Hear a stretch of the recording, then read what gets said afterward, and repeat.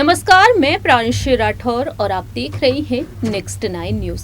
इस वक्त पूरे ही देश भर में महाराष्ट्र की सियासत चर्चा का विषय बनी हुई है।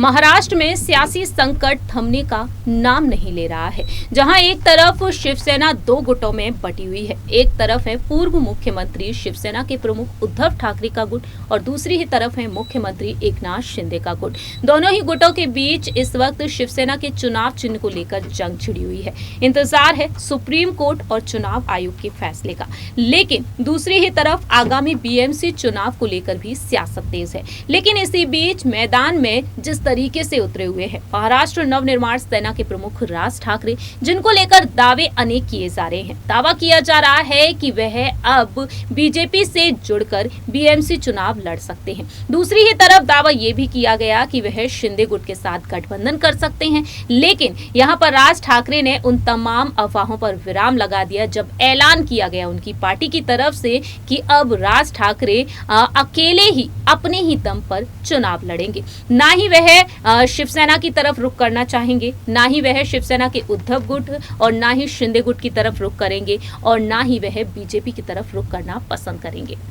जी हाँ, जिस तरीके से देखने को मिला कि देवेंद्र फडणवीस और एकनाथ शिंदे से उनकी मुलाकात हुई, तमाम तरीके की अटकलें लगाना तेज हो गई थी। लेकिन फिलहाल उन तमाम अफवाहों पर विराम लग चुका है। इसी बीच अपने मन की बात रखी है अब डिप्टी सीएम देवेंद्र फडणवीस ने, जब उनसे तमाम सवाल पूछे गए राज ठाकरे के बारे में। राज ठाकरे और देवेंद्र फडणवीस की दोस्ती जग जाहिर है। देवेंद्र फडणवीस हाल ही में राज ठाकरे से मुलाकात किए थे गणेश उत्सव के मौके पर, लेकिन इससे पहले भी वह राज ठाकरे से मुलाकात किए जब उनका हालचाल जानने के लिए उनके घर शिवतीर्थ पहुंचे थे। दरअसल आपको बता दें कि राज ठाकरे की बीते कुछ महीनों पहले सर्जरी हुई थी और वह उनका हालचाल जानने के लिए पहुंचे थे। उस वक्त उन्होंने कहा था कि ये एक शिष्टाचार भेंट रही थी। लेकिन अब राज ठाकरे को लेकर यहाँ पर तमाम सवाल पूछे गए जब उन्होंने एक कार्यक्रम में शिरकत की। उन्होंने क्या कुछ कहा, दरअसल आपको बता दें कि जब राज ठाकरे को लेकर उनसे सवाल पूछा गया तब उन्होंने कहा कि यहाँ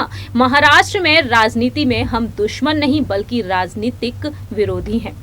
उन्होंने यहाँ पर और भी बात रखी राज ठाकरे को लेकर जैसे जैसे उनसे सवाल पूछे गए। दरअसल आपको बता दें कि उन्होंने हर बात को बेहतरीन तरीके से रखा कि राज ठाकरे भी एक नेता हैं, हमारे पास दोस्त हैं। और उन्होंने कहा कि मुझे नहीं लगता कि राज ठाकरे जिस तरीके से यहाँ पर जो फैसले ले रहे हैं उन फैसलों से उन्हें कोई समस्या है। और यहाँ पर उन्होंने ये भी कहा कि जब मैं उप मुख्यमंत्री बना तब उन्होंने मुझे बहुत ही अच्छे पत्र लिखे।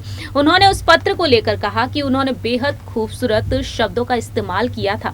मैंने सोचा था कि मैं उस पत्र का उत्तर दूंगा, लेकिन मुझे इतने अच्छे शब्द नहीं मिले।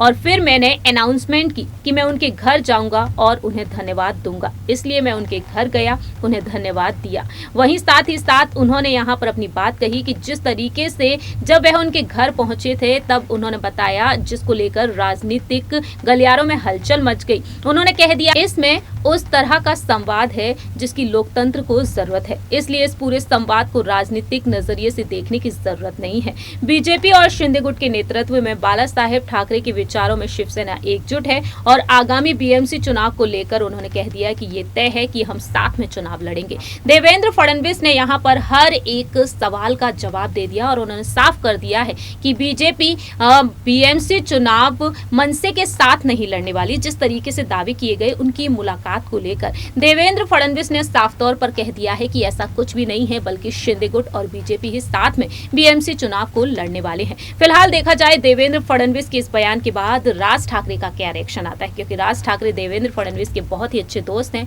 और वह लगातार विदर्भ दौरे को लेकर चर्चा में बने हुए हैं। दूसरी ही तरफ नागपुर का दौरा भी वह करने वाले हैं और ऐसे में अमित ठाकरे लगातार युवाओं को अपनी पार्टी से जोड़ने की कोशिश कर रहे हैं। इस रिपोर्ट में इतना ही। बाकी की तमाम अपडेट्स के लिए देखते रहिए नेक्स्ट 9 न्यूज।